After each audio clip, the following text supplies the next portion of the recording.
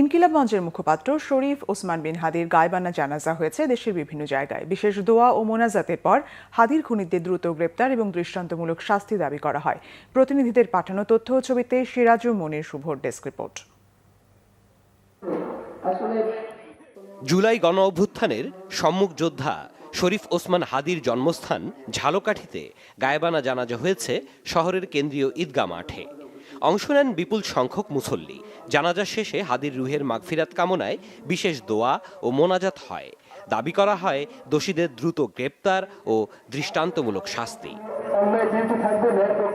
গায়বানা জানাজা হয়েছে রংপুরেও। মসজিদে মসজিদে হাদির আত্মার মাগফিরাত কামনায় বিশেষ দোয়া হয়। এছাড়া জেলা জুড়ে পালন হয়েছে রাষ্ট্রঘোষিত একদিনের শোক। জাতীয় পতাকা অর্ধনমিত রাখা হয় সকল সরকারি বেসরকারি প্রতিষ্ঠানে।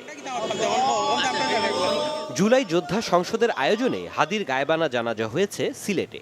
সিলেট কালেক্টরেট মসজিদ প্রাঙ্গণে এ জানাজায় রাজনৈতিক নেতা ও প্রশাসনের কর্মকর্তা সহ বিভিন্ন শ্রেণী পেশার বিপুল সংখ্যক মুসল্লি অংশ নেন।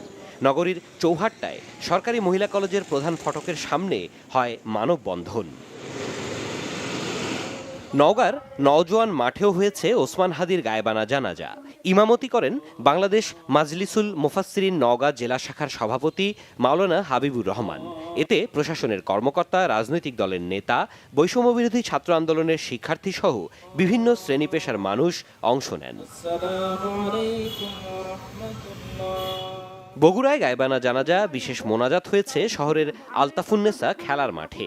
অংশ নেন জেলা বিএনপি, জামায়াতে ইসলামী, জাতীয় নাগরিক পার্টি, নাগরিক ঐক্য, বৈষম্যবিরোধী ছাত্র আন্দোলন, স্থানীয় ইনকিলাব মঞ্চের নেতাকর্মী সহ সর্বস্তরের মানুষ।